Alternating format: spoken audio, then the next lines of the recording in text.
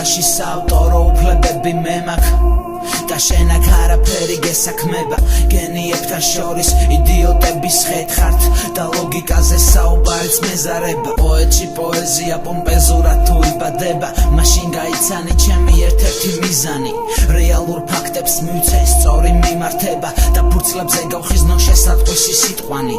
ასგრადოზე იხარშება ჩემი ტვინი არ გარგავს ფორმას იქ სადაც დედა მიწა დუხს